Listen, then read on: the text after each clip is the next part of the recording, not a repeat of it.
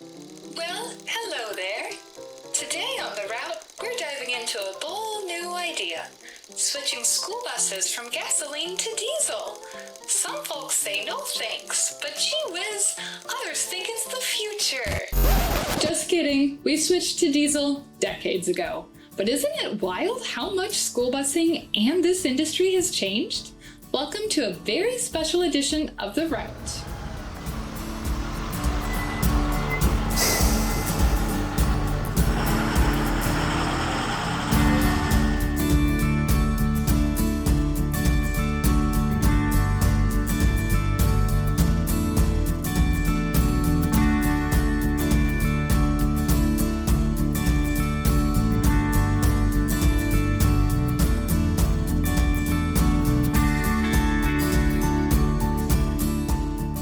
This is our 100th episode of The Route as School Bus Fleet enters our 70th anniversary. Today, we're celebrating how far we've come and where we're headed next. I'm so excited to invite in some very special guests who may look a little familiar. It's going to be a little bit of a blast from the past. You're going to hear some reflections from covering this industry over decades of time, the key moments that defined us and the people who made an impact. But first, let me thank the sponsor of The Route, IC Bus. The next generation is here and is ahead of its class. Let's get rolling. Before we get to our special guests, I've got some brief messages from the folks behind your school bus fleet team. A couple of people who you don't usually get to see. Thank you so much for reading, watching, and being a part of what we do on School Bus Fleet. I'm really excited for what's ahead in 2026 and can't wait to share more industry coverage and insights with you. Here's to an exciting year ahead. Congratulations, School Bus Fleet, on 100 episodes of the Route podcast. It's wonderful. I really enjoy listening to all the different topics that have come up. And, as they say, the wheels on the bus go round and round. Here's to 100 more. Congratulations. Hey everyone, Lauren Fletcher here. I just want to start by saying thank you for being a part of the Route journey. Hitting 100 episodes while also celebrating 70 years of School Bus Fleet is a huge milestone, and it speaks to the people behind this industry who show up every day to make school transportation work. What you do matters. School transportation is about so much more than buses and routes. It's about access, equity, and giving students a safe, reliable start and end to their day. That foundation plays a real role in shaping our future, even if it doesn't always get the spotlight.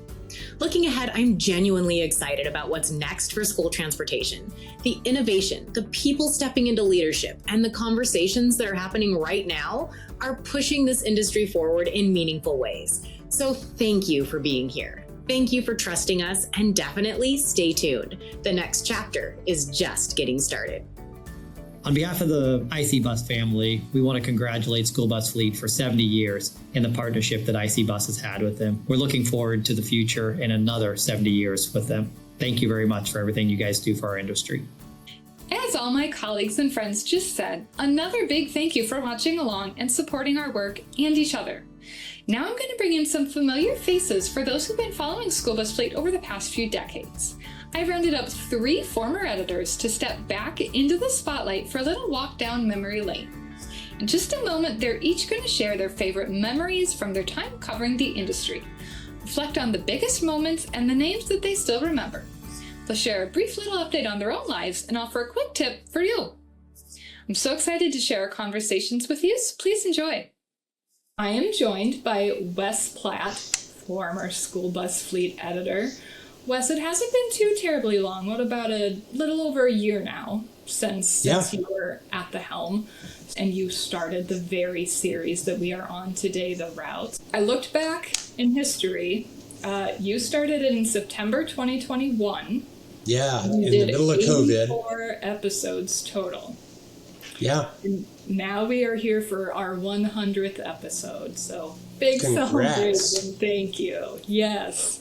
Well, it's all thanks to you. Wes, it's been a little while. Catch our viewers up on what you've been up to since they last saw you on their screens. Well, first of all, thank you for having me on. It is a pleasure to be back. I always have a warm spot in my heart for School Bus Fleet and the school transportation industry. The short version of what I've been up to for the last year is I've kind of gone from the national look at school transportation to a very, very hyper-local news site called South Point Access, which is here in South Durham, North Carolina. And I've just been writing about everything from what's happening at the elementary schools here in town to the new developments that are being built, to new businesses that are coming in, what the politicians are up to.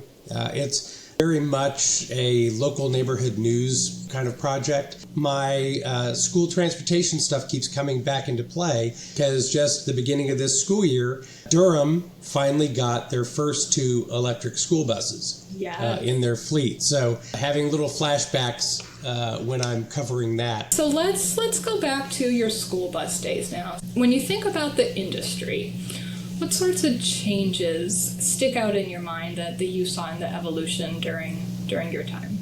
I think the biggest thing during my time, and I think maybe you're still going through it, was the electric bus, the clean bus financing that was made possible by the Biden administration's bipartisan infrastructure law. That is still having ramifications and playing out around the country. Of course, there's not as much money at this point, but back when I was initially covering for school bus, it was huge. And you had school districts all over the country, especially the rural districts, that hadn't really had any new technology or improved buses. This was something new that was being made affordable for them, at least to purchase the buses. Whether or not the infrastructure could be built and maintained was another question. I mean, there was always, the perennial discussions about seatbelts in buses. And the occasional discussion, that's still out there. I think they've been ongoing for decades as a topic. And it keeps coming up every time there's an accident where somebody gets ejected from the bus. And usually it's a fatality. There was the accident in Ohio, which actually led to some pushes on the legislative side to get seatbelts again. If my recollection's correct, it didn't pass. That was another issue that would come up, that and daylight savings time. Always good for people to talk about and argue about. And everybody has their reasons for wanting it and not wanting it. And I mean, to that seatbelt point, I've been thinking about that a lot lately. And it came up again at the NASDIPS conference where the gentleman from NTSB was on the stage and he said, "My God, you guys are still talking about this for decades. Come on." So it's interesting. Now, was he kind of leaning toward wanting the seatbelts? Yeah. I would think so. Seatbelt. Yeah. Because, I look at it from my perspective as it's, preventive medicine. It's like, you don't really have to have it. I don't think it does that much harm to have it. And I would rather have it than not. But I also understand that for a lot of school districts, Durham included, it is a lot to ask them to retrofit and go through the expense when I know, I'm doing revenue sharing from South Point Access to our PTA at Hope Valley Elementary School to help them be able to buy snacks for classrooms, to help them get winter clothes for some of the kids. It's tough. The state funding for schools is ridiculous. So being able to go in and say, oh, yes, we'd love to put seatbelts in our buses, but it's going to cost, $3,000 per seat maybe. It is prohibitive, to say the least. It's a tall order when things are tight, for sure. So, what are some of the most memorable stories that stick out to you that you covered, aside from these larger themes? Well, one of the most memorable for me, because it was the closest to home, probably was the school bus driver, Deona Washington, who here in Durham, her school bus, she's driving down the road, taking her kids home in the afternoon route, and she sees smoke coming out of the engine. It's a diesel bus, not an electric bus, and she pulls over, and the engine becomes engulfed in flames, and the fire starts coming into the bus. She's very methodically, calmly gets all the kids off the bus. This bus becomes fully engulfed. She basically, saved all these kids, and she was such a pro about it. And I actually got to go to the school and see this great ceremony where they gave her flowers. The kids came out, gave her hugs. The school district, some of the Board of Education members, the principal at Brogden Middle School, they all came out celebrated her. And it was really great to see. I will tell you, that to me was like, this is it. Yes, we're a business to business publication. We are really telling a lot of stories about the industry and technology. But in my experience as a journalist, I always really loved the stories about people and the differences that they can make. And nothing made that clearer than seeing a school bus driver who was able to just professionally and calmly deal with it. Because I got to tell you, I don't know if I would have been that calm. It would have been, I would be on the edge of panic. And I think that was probably the one that sticks with me the most. Yeah, and I vaguely remember that column. We'll go ahead and link it in the comments on this video so others can read it easily. Excellent. But yeah, man, those stories, and like that happens almost every day, and we don't even hear about it all the time. These drivers are just incredible.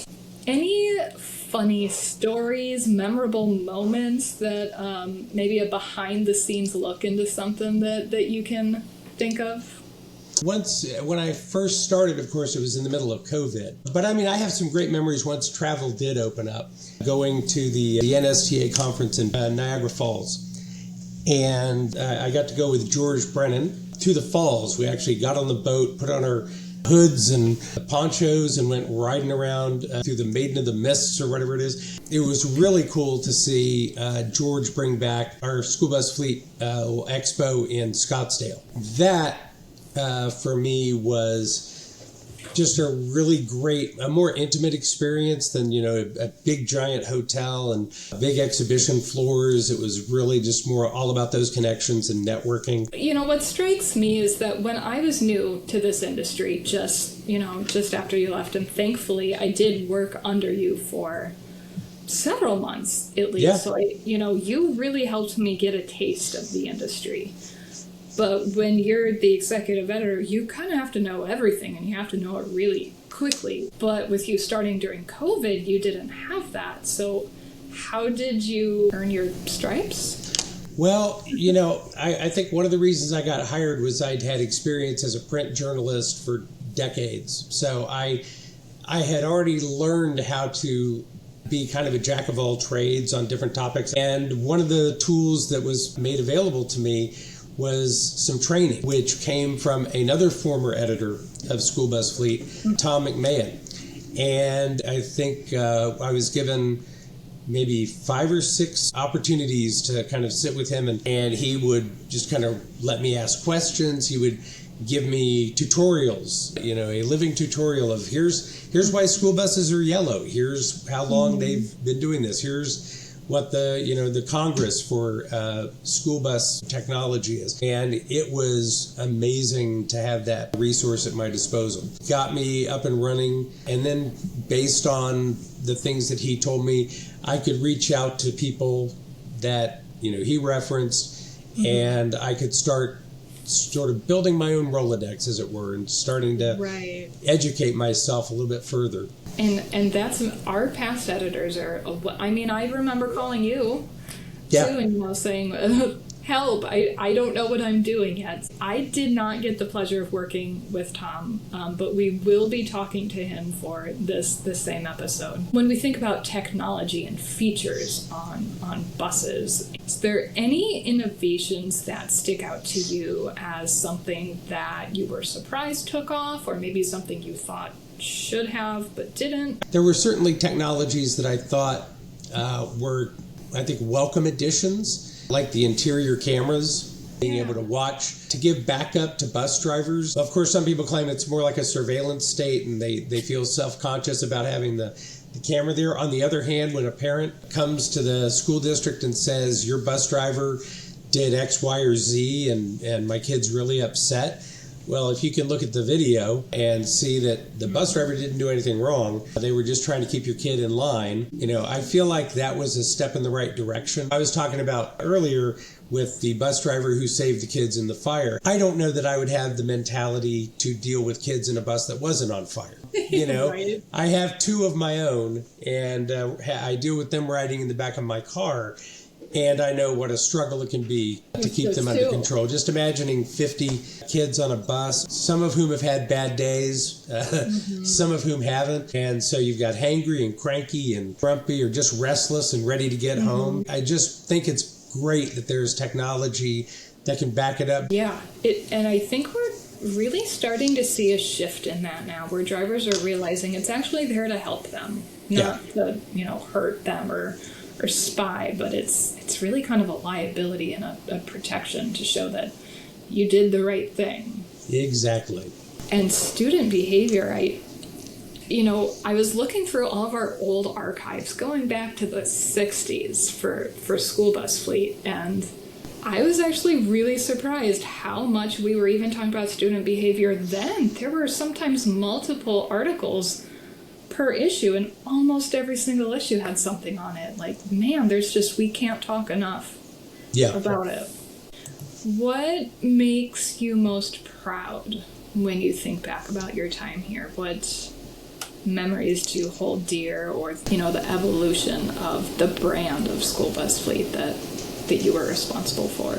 Yeah, I think this show right here, I am thrilled to see the route still going. It started off as kind of a, we'll see where it goes kind of thing. Yeah. We didn't have a sponsor. We didn't have, any real agenda for it. It was just this, what I loved about the idea and the concept, that I think you've carried it forward, is that, you're more than just an editor writing about what's going on. You're part of this industry. You can be an influencer, and you're connecting with people. And it's because we can't be in California all the time. We can't be in New York. This is a way for you to reach out to people who wherever they are, reach them where they're at.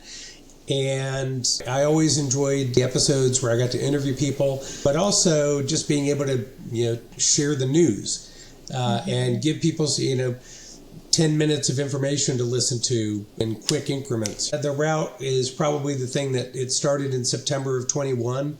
It was one of the first things that I kind of did to put a stamp on it to say, okay, this is mine, I'm doing this. Just the fact that, you and George saw fit to keep it going, and I think you've improved upon it. I think you keep evolving it and making it into something even better. I think that it has grown with the brand, and I think Lauren has also latched onto that. And I think that's one of the reasons we ended up kind of expanding, doing it more with more frequency, was just that the company really embraced the idea and said, yeah, let's do this, let's do more of this. It's more work, but I've seen a great improvement in the episodes since I left, and I'm encouraged to see that it's continuing. I'm so glad, once again, that you started it. It was great to have a model to follow, and then, like you said, I have continued to evolve it, and I love this show. Now, Wes, you mentioned Lauren.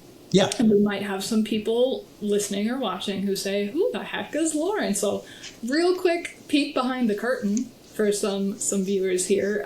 Lauren Fletcher is our VP of Content here at Bobbitt Business Media. Now, you might not even know what Bobbitt Business Media is, and that is School Bus Fleet's parent company. We publish a range of magazines, a lot of them in the fleet industry, and Lauren used to work on the Work Truck brand.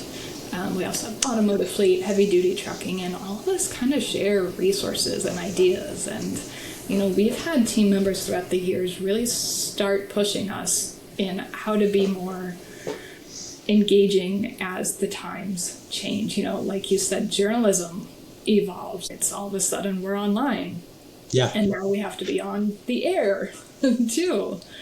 Lauren's been a huge help for all of us here in sort of steering that ship into this new direction. So shout out to her too. Wes, one key takeaway for if you want to give a tip or a lesson to transportation leaders listening to this, what would that be? Obviously, the first one would be read School Bus Fleet. The second thing would be keep School Bus Fleet informed. I think that it's a two-way street. And I feel like we benefit as journalists when we're able to have that communication. Part of what we've done with School Bus Fleet over the years is having that editorial advisory board that has been a big help. I just know, like Tina Mitchell, Alex Spann are people that I've worked with during my tenure. Max Christensen. All these great people are out there, and I think that the more voices that are involved in that discussion, the better. This is something I always appreciated, was if we found a story, if somebody read a story on School Bus Fleet, saw that there was information in it that was out of date and needed a refresh, reaching out and letting us know about that was always appreciated. I know there are going to be some people who go, I don't want to bother them, they're busy, whatever. We'd rather be accurate. So absolutely, I would recommend bothering. Yeah. That's, I think, my takeaway from it. And I couldn't agree with that more. I love when I get emails and phone calls from our readers. It makes me feel more connected to what you're doing. Good advice, Wes. Okay, Wes, thanks for stopping by the route again. Of course, a pleasure. Appreciate having you. Okay, now I'm joined by Nicole Schlosser, another former School Bus Fleet editor. Nicole, we did work together for... Yes, we did. But maybe 4 something? Oh, 1 month? See, I have no perception of time. I think it was, but it was, you're right, it was very brief. Yes, but I loved working with you. You were so organized and so helpful. But it's been a while now, like, what, 4 years since you've been? It has. It's been 4.5 years. Okay. I left School Bus Fleet in June of 2021. Okay, wow. So what have you been up to since then? Well, since then, I have worked as an industry analyst doing market research in a somewhat related field to school transportation. Okay. I covered the shared mobility space. So that included things like ride sharing, micro mobility, car sharing. Yeah. And so, a possible link there was hop, skip, drive. Yeah. So I did that for about 3 years. For about a year, I did some freelancing. I worked as an independent journalist, and I actually connected with you briefly on one of those assignments with LP Gas Magazine for propane and electric school buses. And then most recently, I just started about 3 months ago. I became the managing editor for another trade publication, somewhat outside the transportation industry. This one's called Powder and Bulk Solids, and it covers the manufacturing space. Pretty broad. It covers it in food and beverage, chemical, pharmaceutical, and then some other related sectors. So a bit of a different beat for me. I'm really enjoying learning more. Well, congrats on the new role. We'll have to check in with you again later to see how that's going. But so glad that you were able to join us today and catch up. It's been fun staying in touch with you. Oh, great. Well, yes, you too. And thanks for having me. Of course. So, okay, let's look back at your time at School Bus Fleet. Might be a little bit rusty still, but what sticks out to you from your time here? Any key moments, memorable stories you covered? Wow. I feel like it covered a large span of time. Going outside of when I was the lead editor, I actually joined School Bus Fleet part-time in 2013 as a junior editor. My title was senior editor, but I was one of 3. And you were so when you joined, Tom was editor, is that right? That is correct. Yeah. Okay. Yeah. So I did work with Tom McMahon for a long time, was honored to work with him and learned a lot from him. I guess my total span was from 2013 through 2021. So in terms of things that stuck out, I was thinking about some of the stories that I covered and some of the developments that happened. Some really powerful stories were some that covered, unfortunately, tragic events that were, of course, very important to stay on top of, and that we really, really cared a lot about covering and getting right and making sure people in the industry knew about it, for their own edification, as well as just, what's going on. Yeah. Those stories were, the first one that comes to mind is Paul Lee. In late 2016, there was a special needs student who was left on a bus, and he was not verbal and could not respond. He needed to be cued to do something like leave the bus. And unfortunately, he passed away on that bus. The bus was left in the yard. The driver did not do a child check, so that poor young man passed away. And there was, of course, an investigation. Basically, long story short, led to the enacting of the Paul Lee School Bus Safety Law. Sometime later, it was signed into law in California, which is where that took place. Obviously, that was very important to our readership. What was behind that, what happened, what could be done so that something like that would not happen again. So that was one story. Another was in October of 2018, actually during the NAPT conference, the annual conference. News broke that there was a driver in Indiana who ran a school bus stop arm early in the morning, killed 3 siblings on their way to the bus, and severely injured another child. That story, as I mentioned, it broke while we were at the conference. We were trying to follow it, find out what had happened to the children, what had happened to the poor bus driver, and follow each development as it happened, as that story unfolded, not only in the coming days, but over time. And what were all the implications of that? What needed to be reviewed in terms of safety? What needed to be reviewed in terms of, well, and I guess this is related to safety to time of day. Were there any factors that were overlooked? In any case, it was stories like that were of course, very powerful. And it was really important to get all the facts right and to stay on top of it, for our readers. Yeah, and that accident in particular is still referenced a lot today. It was, I guess, monumental sort of in how it affected the industry moving forward. I think so, yeah. Okay. Any other things that you remember, other themes you may have witnessed? Sure. Seatbelt, a hugely contested and huge theme throughout my time there, and probably many other editors' time there. And it still is. It still is, I'm sure.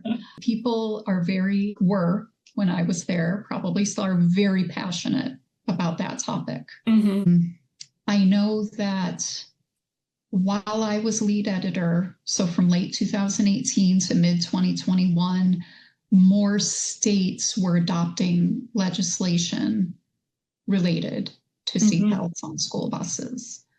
I know that there was an NAPT conference, NAPT and NASDIPS. I don't know if they still do theirs together or not. Yeah. So at this one conference, I believe it was 2015, there was a federal official, something along the lines of seatbelts belong on school buses, period.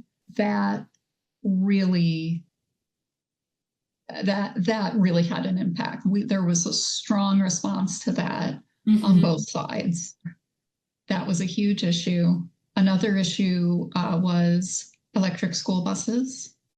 When I started back in 2013, and I would say up through maybe the 3 years following that, we would do in the magazine every June. That was our green issue. Here's a little thing about electric school buses. Here are the 1 or 2 school districts, transportation departments that have decided to convert a diesel to an electric bus. How is it going? And it wasn't too widespread, but it really started gaining momentum in 2016. And then it blew up in 2020, just in terms of more and more districts, not only having 2 or 3, but also going beyond the pilot phase, I should say, right, to making them a growing part of their fleet. And that was really interesting to see. I know a lot of it was fueled by federal and state funding, but I think there was also kind of a mindset shift in the transportation world, EV electric buses. So when you were covering alt fuels at the time, I mean, the electric component was very small at first, right? And, now it's sort of the bulk of the discussion when it comes to alt fuels. But so how prominent in your memory are things like propane and CNG and biodiesel?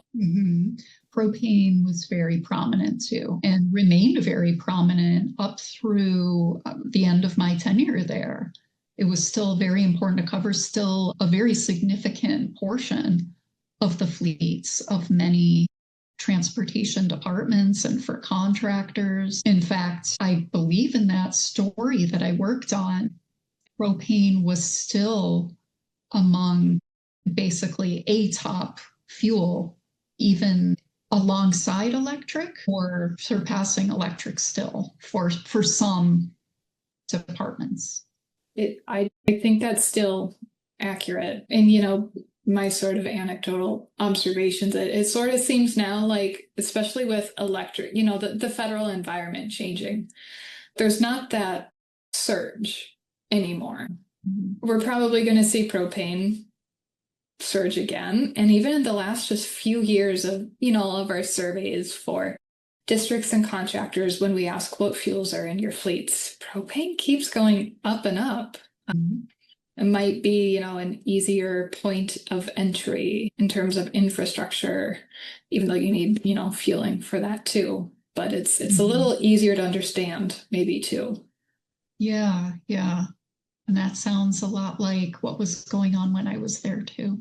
Yeah. Leading up to that burst of interest. What about, are there any surprises during your time in the industry? Maybe technologies that had some resurgence or... One thing that was interesting to me was probably around 2017 or 18, there was a school bus contractor called Dean Transportation. They were doing something really interesting with virtual reality in their training. That was a really interesting story to cover. Maybe it was a bit earlier than those years. I remember it sort of dovetailing with the release of Google Glass. It was basically you wore these Google goggles. I remember learning that Dean Transportation was seeing some success with this in their training. Okay. I wish I could walk you through the details. I guess, though, I expected that to take off. After doing that story, I thought, okay, maybe this will be a trend and we'll see more and more school transportation providers doing something like this, bolstering their training with it. That may have happened and we just weren't made aware of it, but I don't recall hearing more about it. I will say one thing that I always loved doing, I loved the human interest aspect of the school transportation world. And the news we would cover, the stories about people helping the students or the bus driver on the bus. If you think about it, there are millions of students and school bus drivers on the road every school day through most of the year. And so the likelihood of these things happening, it's somewhat high. We would find these stories and report on students who were able to, if a school bus driver had a medical event, a heart attack behind the wheel, something like that, they were able to step in, save the driver, avoid an accident from happening. So we had a lot of those heroes stories. I loved that. And school bus drivers were they're so community oriented and so passionate about doing their jobs and helping the kids in their communities. And it went beyond just getting the kids safely to and from school. It was about helping out that kid who was having trouble at home somehow, helping around the holidays, all the community events, maybe help kids who didn't have homes or didn't have a holiday meal. Things along those lines just happen all the time. And that was so heartwarming And I mean, those are the stories too that sort of remind you the crucial role that these people play in the lives of students. It's teachers get a lot of glory, and as they should, but who doesn't get the glory is the school bus drivers, and the impact they have on some of these kids is really understated. That reminds me, a few years ago, like 2019, there was a large teachers' strike. I remember writing a column about this very thing. What about the school bus drivers? Yeah. Are they being recognized and represented, as all of this is going on? Well, they're educators too. So, that absolutely stuck out to me and stays with me to this day. Every time I pass a school bus, okay, are the lights on? Yellow lights? Is the stop arm out? Are people stopping? I'm certainly stopping. Who were some of the standout leaders in the industry? Who are some of the individuals that have stuck with you?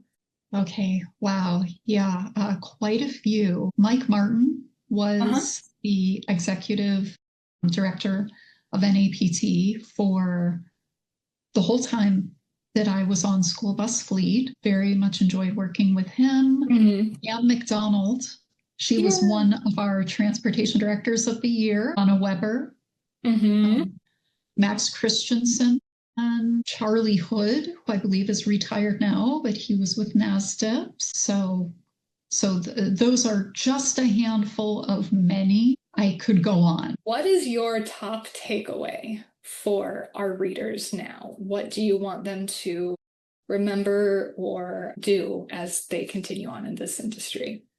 I would say remember anytime that you're feeling overwhelmed with it all, because it is such a demanding job, emotionally demanding too, I imagine, there is support out there. These are the most supportive people I have ever encountered that you could ever imagine. You will find the help you need. Reach out, the support is there. Really good advice. And you're completely right. Every industry says, our people are what makes the difference, but I think we really actually mean it here. You can't beat school bus people. The best. That's true. It's true. Thank you so much, Nicole. It was so great connecting with you again. Connecting with you. Thank you. Yeah, and we'll stay in touch, I'm sure. I am now joined by Tom McMahon, another former school bus fleet editor. Tom, thank you for reappearing here. It's been quite a while. So remind us, when did you start at School Bus Fleet and when did you leave? Yeah, thanks for having me, Amanda. It's good to be back connecting with the school bus industry. I started with School Bus Fleet in late 2002, fresh out of college. Really was my first job working at Bobbitt. So I was on the magazine from 2002 until 2018, so 16 years. Yeah, that is a good run. Yeah. So it's been a while since you were on our pages and screens, so I'm so happy you were able to make some time to reappear. Give us a little life update. What have you been up to since we last saw you? So I have been working for the U.S. Navy for the past 4 years. I work in public affairs as a writer and editor. So basically I'm covering the Navy and things that are happening in one area of the Navy, which is basically the ships. I work for Naval Sea Systems Command, which is the part of the Navy that builds and equips ships, the Navy's ships. So the interesting thing about that is it's a different kind of fleet. And really, we talk a lot about the fleet, but in this case, we're talking about aircraft carriers, destroyers, cruisers.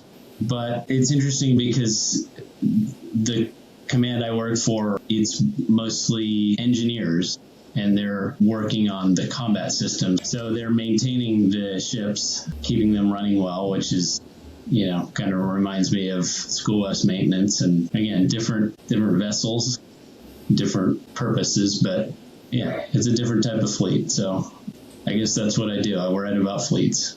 When I was new, I read a lot of backstories and dug pretty deep through our archive. So, of course, I ran across a lot of your work. And the pieces that stuck with me the most were your editorials, especially the ones that talked about your family and your son, who didn't ride the bus, which you acknowledged was strange considering your role as editor of School Bus Fleet. So is your son still a bus riding age, or what's he up to now? Yeah, I'm glad you asked about that. He has graduated from high school earlier this year, and he did ride the bus at times earlier in his school career. When he was in elementary school, he went to a special day program at an elementary school that was across town. So he did take the school bus, and there were some challenges involved in that with his anxiety, and was something we kind of worked through. And then for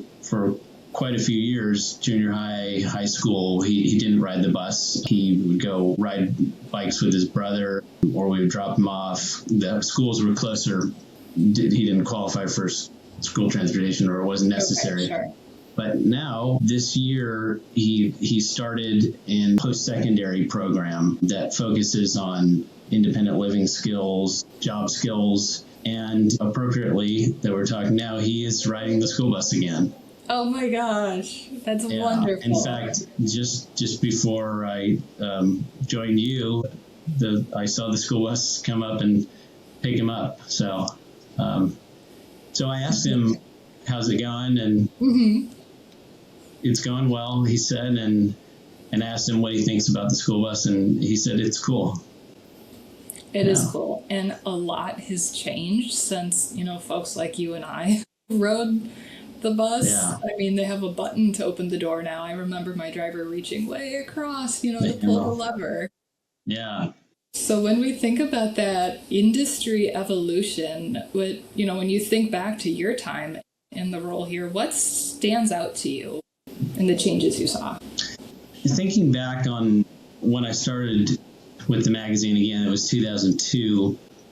What comes to mind is in the school buses themselves, really there weren't a lot of alternative fuel options at that point. And so I think about my time with the magazine over those 16 years, I think the one of the big changes was the kind of introduction of alternative fuel school buses, and really those becoming more of a viable option for fleets. There were a few, I think there were some compressed natural gas, CNG buses around when I started, and I would see those when I would go. I'm in Southern California, when I would go visit school districts. But really it was like over those years I was on the magazine when the manufacturers introduced propane as an option for school buses, and how that really took off electric school buses. So that, I think, was one of the big changes I witnessed over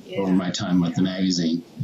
And it's interesting, that is a topic that is still kind of top of mind for the industry, and probably will be for a very long time, if not forever. Sure. There's always something new coming out as the world changes too. Yeah. What about when you think back to the stories you covered and the people you interviewed? Are there any memories that stand out to you? The first story that came to my mind was really a moving story, I think. And in a way, it kind of helped me understand what goes into special needs transportation in particular. So I was pretty new with the magazine, and I wrote a piece, and really it was more than just writing it. I followed a medically fragile student kind of on her whole day, starting with at her house when the bus picked her up, went to school with her, and rode the bus home at the end of the day with her. And so it was like a day in the life of a fragile student. I'm going to try to hold it up here so you can see a little bit of it, but it was called Riding with Jordan. I love that. And so Jordan had a type of muscular dystrophy, and she was just a sweet girl, and it was really eye-opening to me to see, again, how much goes into, with all her medical equipment, all her needs, how much goes into not only transporting Jordan and students like her, but educating them, but just the importance that the school system places on that, and the value of, giving all students an education. It was really moving to me to see that. This was before I had kids, and eventually had a son who has special needs. And so, again, it was it helped me not only professionally, but personally, I think. Yeah, that's I can't believe I haven't stumbled on that story yet. I'm going to go back and read it, and we'll find the link and include it for our readers to read through too. Yeah, I think they would appreciate that. Okay, so I want to ask you also about some of the people in the industry, and who are some of the leaders that stand out to you, especially if you can talk about Frank, who's unfortunately no longer here with us, but I know you worked with him for a lot. Yeah, absolutely. So Frank DiGiacomo was the longtime publisher of School Bus Fleet, as many readers will know. So when I started with School Bus Fleet, he was the publisher.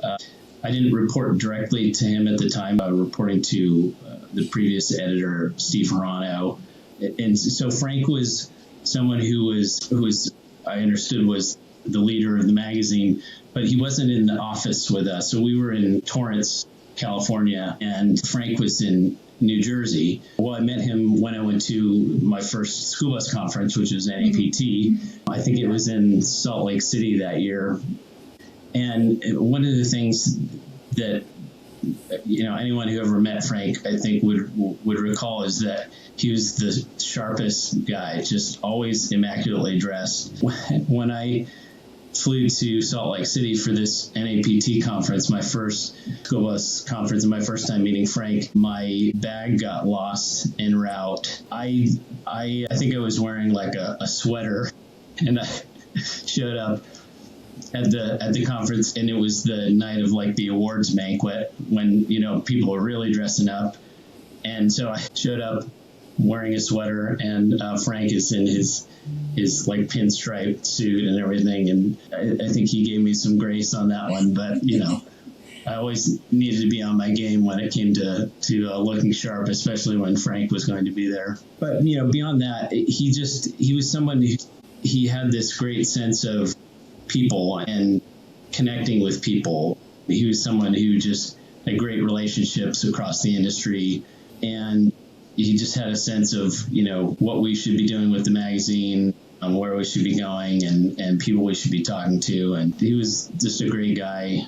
He was someone who I initially was sort of in awe of, and I mean, I think I always was, but as I started working with him more, I just realized like what a personable, just warm guy he was. So, well, like I said, we're sad he's no longer here to include in this episode. So thank you. Yeah.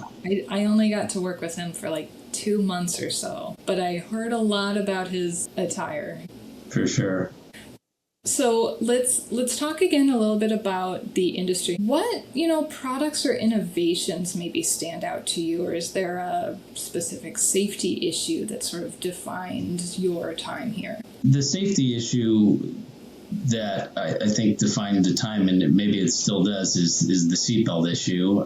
That might be the obvious answer, but I mean, that was always a debate in the industry, as long as I worked on School Bus Fleet. And I mean, I remember going to meetings in Washington, D.C., where that was the topic, like a National Transportation Safety Board meeting on the topic. I can remember when the administrator of NHTSA, the National Highway Traffic Safety Administration, came to NAPT, and it was in Richmond, Virginia that year. I don't recall what year it was, but basically he came and said all school buses should have seatbelts, and how that kind of made some waves. And so that was something that was always a debate. There was never really an easy answer because, the cost involved was a concern. It was something that I think people, understood could enhance safety, but it was kind of balancing the cost and the benefit. And so I don't really know where things stand on that issue now because I've been gone for quite a while. But I know in California, at least, school buses have seatbelts. Like school bus, my son just got on, has seatbelts. It's catching on very slowly. More Yeah. states are adopting legislation, but it's still a little controversial. And it probably will be for a while. Sure. Were there any challenges for you in covering the industry, or what stands out as the most rewarding on the flip side? The most rewarding thing to me, or maybe what I enjoyed the most, was always going out and whether it was visiting transportation department at a school district, and typically those were around Southern California where I could drive somewhere and just meet readers, get their feedback on the magazine, but also learn more about what they did and just the day-to-day operations of a transportation department. That was always really helpful to me in covering the industry. And there were other times when I got to go do something just really cool, like drive a bus on a test track. I remember going to Indiana to, I think it was like a Navistar proving grounds, and to do some laps on a school bus. I remember going to Ohio to this proving ground with Bluebird when they had introduced their, I think it was a Bendix stability control feature, and testing out, like going around some sharp turns, and even there was a slick surface that I got to drive the school bus on, and it gave me some small sense of what it was like to drive a school bus. Admittedly, there were no children on board, Right. which changes the dynamic. It was the people really that in the business that I think really made my time with the magazine so special, meeting people and seeing how much people care about what they do. It's an industry where there are a lot of passionate people. They're working on an important mission. What about, how did School Bus Fleet itself evolve while you were at the helm? So a couple of things I can point to. One is the look of the magazine. So we had, I'm going to hold up this issue again. We had a logo when I started that had been around for quite some time.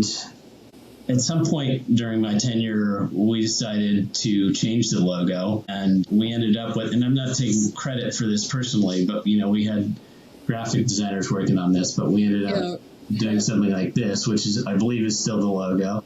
So that's one thing. And then another change during that time was, again, not because of me, but really it was the changing times. It was getting more into kind of the digital age. I mean, there was a website when I started in 2002, but it was fairly rudimentary. We had an email newsletter that I believe was basically plain text. I mean, it was just, and maybe some links. I didn't have photos. It didn't have ads. I was there for a time when a lot more was happening on the digital side. When we really developed the website, we started to build in more features like and do things like webinars, videos to some extent, but not to the extent you're using it. But that was a big change during my time. Yeah, and it keeps doing that. It's changing faster than ever, it feels like. Yeah. Okay, so last question. If you could give one piece of advice to our viewers and readers right now, what would that be? So I recall some advice from a transportation director. So I'm not taking credit for this myself, but I remember one of those times I went out to a transportation department talking with the transportation director, and he said that whenever he had to make decisions, he asked himself, what's best for the kids? So that's not always easy to do, I'm sure, especially when there are budget cuts. I mean, that's not going to be what's best for the kids, but sometimes you have to, make tough decisions. The idea is that's sort of your North Star. Yeah. It's what's guiding you, like doing what's best for the kids. Anyone who's in this industry probably, already has that in mind. But again, that's just, that's one of the great things about the school bus industry is it's all about the kids. Ultimately, if you're just, working toward doing what's best for the kids, I think that's what's going to lead to success. Yeah, absolutely. I think we'd all agree with that. Yeah. Well, Tom, it has been an absolute delight. I'm so glad we reconnected with you. Thank you for everything you have done for the industry and for School Bus Fleet. I owe quite a bit for why I'm here to you, so I appreciate it.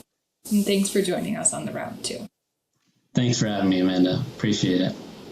I hope you enjoyed catching back up with our old crew. One thing I've learned here is that once you're in this world, it never fully leaves you. I think each of our former editors' blood is still tinged a little bit yellow.